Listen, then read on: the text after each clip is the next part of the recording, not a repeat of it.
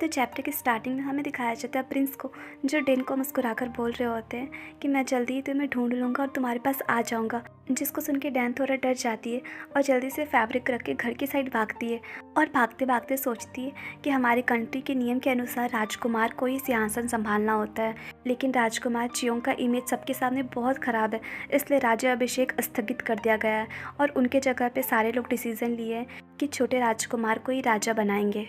उसके बाद सोचती है कि मुझे पता है ये सच, लेकिन चाहे कुछ भी हो जाए मेरे लिए राजा हमेशा मेरे मंगेतर ही होंगे, जिन्हें मैं सपने में भी मिस करती हूँ। उसके बाद वो प्रिंस के साथ में बिताया हुआ पहला मोमेंट याद करती है जिसमें प्रिंस बोल रहे होते हैं माय लेडी। उसके बाद सेकंड मोमेंट याद कर रही होती है जिसमें प्रिंस बोल रहे होते हैं कि तुम एक लड़का हो फिर भी तुम बहुत अच्छा स्मेल कर रहे हो।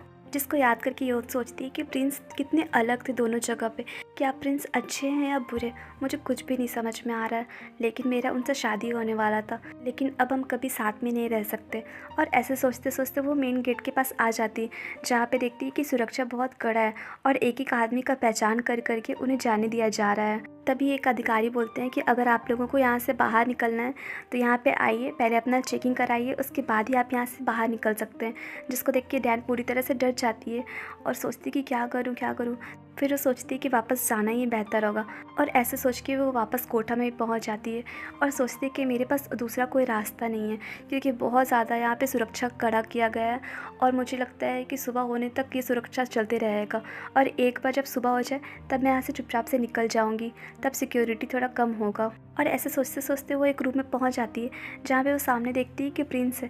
जो प्रिंस उसे बोलते हैं कि ओह तुम यहाँ पे आ गई, मुझे तो लगा था कि तुम फिर से भाग जाओगी। जिसको सुन के और देख के यून पूरी तरह से शॉक्ड हो जाती है और सोचती कि ये यहाँ कैसे। उसके बाद बोलती कि मैं क्यों भागूंगी, मुझे भागने का क्या ज़रूरत है, वैसे आप यहाँ क्या कर रहे हो। तो प्रिंस बोलते हैं कि ये सब छोड़ो, मेरे सामने वाले सीट में जाके बैठो। तो योन जल्दी से जाके बैठ जाती है। तो प्रिंस बोलते कि ठीक है, वैसे तुम सोचे कि तुम मुझे कैसे चुकाओगे। तो डैन बोलती है कि सर आप इस तरह से व्यवहार कैसे कर सकते हैं मेरे साथ, मैं तो एक मामूली सी नौकर हूँ और मेरे पास इतना पैसा भी नहीं है जो मैं आपको चुका पाऊँ, तो आप इस तरह से मुझे क्यों परेशान कर रहे हैं बार बार। और मैं यहाँ पे अपना बॉडी सेल करने नहीं आया हूँ सर, इसलिए प्लीज़ आप ये सब के बारे में मत सोचिए। तो प्रिंस बोलते कि ठीक है, अच्छा ये बताओ क्या तुम्हारे दिल में कोई है। तो डैन मन में सोचती है कि मेरे दिल में, फिर बोलती है कि हाँ किसी के साथ मेरा एंगेजमेंट हुआ था, लेकिन वो मेरे पहुँच से भी काफ़ी दूर है। और मन में सोचती है कि आप मेरे बारे में कभी नहीं जानोगे। और बोलती है कि मेरे दिल में उनके लिए कुछ फीलिंग्स है। जिसको सुन के प्रिंस मुस्कुराते हैं और बोलते हैं कि क्या तुम एक गद्दार से प्यार करती हो। जिसको सुन के डैन पूरी तरह से शॉक्ड हो जाती है और बोलती है कि सर आप ये सब कैसे कह सकते हैं, प्लीज़ सर आप ये सब मत कहिए, क्योंकि मुझे इससे डर लग रहा है और ये इम्पॉसिबल है। तो प्रिंस मुस्कुराते हैं और बोलते हैं कि ठीक है चलो अब हम लोग शराब पीते हैं। तो डैन सोचती है कि अचानक से ये शराब पीने क्यों बोल रहे हैं। फिर वो कुछ कुछ सोच ही रही होती है, तभी उसका नज़र मून केक पे पड़ता है, जिसको देखिए वो पूरी तरह से एक्साइटेड हो जाती है। तो प्रिंस बोलते हैं कि क्या तुम्हें ये मून केक पसंद नहीं है। तो डैन बोलती है कि नहीं नहीं, मैंने कब कहा कि मुझे पसंद नहीं है, मुझे पसंद है, चलो अब हम लोग ड्रिंक करते हैं, मुझे कोई हेट नहीं है ड्रिंक करने से और ना ही मैं नखरा करता हूँ, तो चलो पीते हैं। तो प्रिंस एक कप में वाइन सर्व करते हैं और बोलते हैं कि ठीक है मैंने तुम्हारे लिए सर्व कर दिया है, तो तुम अब मेरे लिए भी एक कप वाइन सर्व करो। तो डैन ले लेती है और उनके लिए भी एक कप वाइन सर्व कर देती है। तो प्रिंस देख के मुस्कुराने लगते हैं और अपने कप का वाइन फेंक देते हैं, जिसको देख के डैन पूरी तरह से शॉक्ड हो जाती है और चिल्लाकर बोलती है कि सर मैंने पूरे दिल से आपके लिए वाइन इसमें भरा था, तो आपने क्यों फेंक दिया। तो प्रिंस बोलते हैं वो इसलिए क्योंकि कप में डस्ट था ना, तो मैं फेंक दिया हूँ, कोई बात नहीं फिर से तुम भरो। तो डैन बोलती कि ठीक है और मन में सोचती है कि कितना नखरा करता है ये। उसके बाद प्रिंस अपना शराब पी रहे होते हैं, जिसको डैन देख के सोचती है कि वाह ये हमेशा से ही बहुत सुंदर है, अब जब शराब पी रहे हैं तब भी ये बहुत ही सुंदर लग रहे हैं। हालांकि ये थोड़े नखरे करते हैं लेकिन है तो बहुत ही सुंदर। और इसे देख ही रही होती है तो प्रिंस उसे देखते हुए देख लेते हैं और बोलते हैं कि तुम क्या कर रहे हो, तुमने तो अभी तक अपना कप भी नहीं उठाया। तो डैन बोलती है कि हाँ हाँ उठा रहा हूँ। उसके बाद वो जल्दी से उठा के अपना वाइन पी लेती है और मन में सोचती है कि मुझे मोहित नहीं होना है इन पे, मुझे मोहित नहीं होना है इन पे। और ऐसे वो पी रही होती है, तभी प्रिंस बोलते हैं कि एक मिनट रुको। तो डैन सोचती है कि अब क्या हो गया, ये मुझे क्यों रोक रहे हैं। तो प्रिंस बोलते हैं कि क्या पता तुमने मेरे वाइन में जहर मिलाया हो तो। और वो मन मन बहुत खुश भी हो रहे होते हैं, जिसको सुन के बेचारी योन पूरी तरह से शॉक्ड हो जाती है और बोलती है कि सर ये आप क्या कह रहे हैं, ये कप, ये वाइन सब कुछ आप लेकर आए हो, तो मैं कैसे जहर मिला सकता हूँ। तो प्रिंस बोलते हैं कि ठीक है, पहले तुम मेरा वाइन पियो, फिर मैं देखूँगा कि इसमें जहर है या नहीं। तो डैन उसका कप ले लेती है और सोचती है कि ये कैसे सोच सकते हैं कि मैं इनके लिए जहर मिलाऊंगी। उसके बाद वो शराब पी लेती है और बोलती है कि देखिए, इसमें कोई जहर नहीं ना है, बताइए कोई जहर है? अगर पॉइज़न होता तो मैं मर जाता ना। वैसे सर, आप ऐसा कैसे सोच सकते हैं? तभी वो देखती है कि प्रिंस उसके साइड बड़े प्यार से देख रहे होते हैं और स्माइल भी कर रहे होते हैं और ब्लश भी कर रहे होते हैं, जिसको देख के वो थोड़ी सी सरप्राइज़ हो जाती है और वो भी ब्लश करने लग जाती है।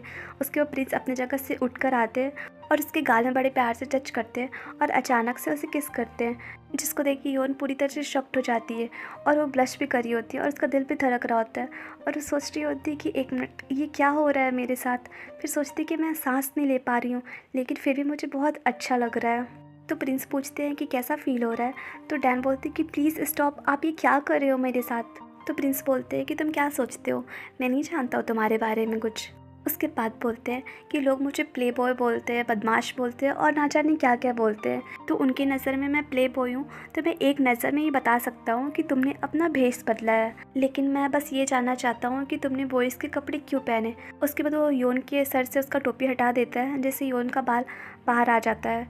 उसके बाद पूछते हैं कि तुम्हारे फादर कोई क्रिमिनल है या फिर तुमने कोई क्राइम किया है जिसकी वजह से तुम्हें बॉयज़ का गेटअप धारण करना पड़ा, और तुम ऐसा क्या की हो जिसके कारण तुम अपना आइडेंटिटी छुपा कर घूम रही हो, बताओ मुझे। जिसको सुन के योन घबरा जाती है और सोचती है कि आखिर इनको मेरे बारे में इतना कुछ कैसे पता और ये कब से जानते हैं। क्या ऐसा हो सकता है कि इन्हें बहुत पहले ही पता चल गया होगा, तब मेरे पास आए होंगे मुझे अप्रोच करने के लिए। उसके बाद सोचती है कि क्या मुझे अपने मंगेतर के हाथों मरना होगा, और ये सब सोच रही होती तभी प्रिंस बोलते कि मैं समझ सकता हूँ कि तुम्हारे लिए कितना हार्ड होगा, क्योंकि इस खतरनाक दुनिया में लड़की बन के जीना बहुत ही मुश्किल है, इसलिए मैं समझ सकता हूँ कि तुम्हारे लिए कितना पेनफुल होगा। जिसको सुन के योन रोने लगती है और सोचती है कि आपको कुछ भी नहीं पता, आप सच में कुछ भी नहीं जानते हो कि मैंने क्या क्या चीज़ सहा है। उसके बाद वो हक कर लेती है और सोचती है कि आप मुझे इतने अच्छे से ट्रीट क्यों करते हैं जबकि आप मुझे सही से जान भी नहीं रहे हैं। उसके बाद सीन शिफ्ट होता है और दिखाया जाता है कि सुबह हो चुकी है और योन अभी भी जाग रही होती है और सोचती है कि मैं पूरी रात सो नहीं पाई, क्योंकि कल जो हुआ वो मैं कभी भूल ही नहीं पाऊंगी। उसके बाद याद करती है कि कल रात प्रिंस ने उससे कहा था कि जब तक तुम नहीं बोलोगी तब तक मैं तुम्हें टच नहीं करूँगा, बिना इजाज़त के मैं कुछ नहीं करूँगा, इसलिए मैं बस तुम्हारे हाँ कहने का वेट कर रहा हूँ। और ऐसे बोल के वो चला जाता है, जिसके बाद योन सोचती है कि वो ये बोल के कितना शांति से वहाँ से चला गया। उसके बाद सीन शिफ्ट होता है और हमें दिखाया जाता है कि दोपहर हो रहा है और योन कुछ काम से बाहर निकली हुई होती है और आसपास का माहौल देख के सोचती है कि उम्मीद था कि आज भी सिक्योरिटी बहुत टाइट होगा और मुझे नहीं लग रहा है कि आज भी मैं इस प्लेस से निकल पाऊँगी। वैसे ये प्लेस मेरे लिए सेफ़ नहीं है, इसलिए मुझे जल्द से जल्द कोई रास्ता निकालना पड़ेगा कि मैं इस प्लेस से बाहर निकल लूँ। उसके बाद सोचती है कि चलो एक चीज़ तो अच्छा हो गया कि उनको मेरा ट्रू आइडेंटिटी नहीं पता चला, अगर ट्रू आइडेंटिटी पता चलता तो बड़ा बुरा होता मेरे साथ। वैसे मुझे नहीं पता कि फ्यूचर में क्या होगा, वो मुझे मार देंगे या वो मुझे बचाएंगे, मैं कुछ भी नहीं जानती।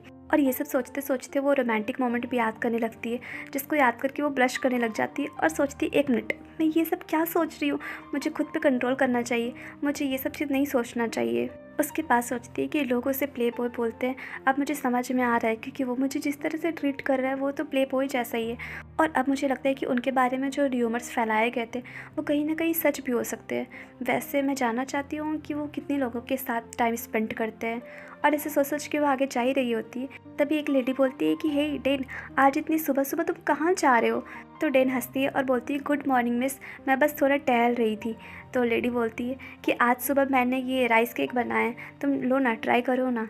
तो ये ट्राई करती है और बोलती है कि थैंक यू मिस। तो लेडी बोलती है कि मैंने बहुत सारे राइस केक बनाए, तो क्या तुम और लेना चाहोगी, और तुम अपने साथ थोड़े से और ले जाओ ताकि तुम स्टोर ऑनर को भी दे सको। तो डेन बोलती है कि थैंक यू मिस, आपने इतना कुछ सोचा मेरे बारे में। और ये सब सोच रही होती है तभी उसे एहसास होता है कि कोई आदमी बार बार उसके अगल बगल है, जिसको देख के वो सोचती है कि आखिर ये इंसान मेरे अगल बगल क्या कर रहा है, तब से मैं इसे नोटिस कर रही हूँ, बार बार मुझे ही देख रहा है। तभी लेडी बोलती है कि डैन सुनो तो, तुम कहाँ खो गए, मैं पैक कर देती हूँ राइस केक, तुम ले जाना।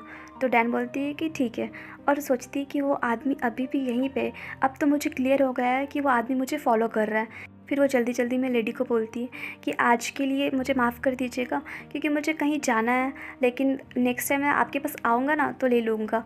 तो लेडी बोलती है कि ठीक है, नेक्स्ट टाइम तुम जल्दी ही आना। तो डैन बोलता है कि ठीक है, और ऐसे बोल के वो वहाँ से जाने लगती है और सोचती है कि आखिर ये आदमी मेरा पीछा क्यों कर रहा है। मैंने इससे पहले मार्केट में कभी नहीं देखा था, लेकिन मुझे समझ नहीं आ रहा है कि मेरा ही पीछा क्यों कर रहा है। और ऐसे सोच सोच के वो जल्दी जल्दी जाने लगती है और एक कोना जगह पे पहुंच जाती है तो देखती है कि चलो वो नहीं है। फिर सोचती है कि शायद मैं उसके बारे में गलत सोच रही थी, वो मुझे फॉलो नहीं कर रहा था। तभी देखती है कि वो लड़का फिर से उसके पीछे है। फिर सोचती है कि नहीं, मैं गलत नहीं सोच रही थी, ये लड़का अभी भी मेरा पीछा कर रहा है। और ऐसे सोच के वो भागने लगती है। तो लड़का बोलता है कि हे मिस, रुक तो जाइए, रुक तो जाइए। तो डैन अभी भी भागे जा रही होती है और वो लड़का अभी भी पीछा किए जा रहा होता है।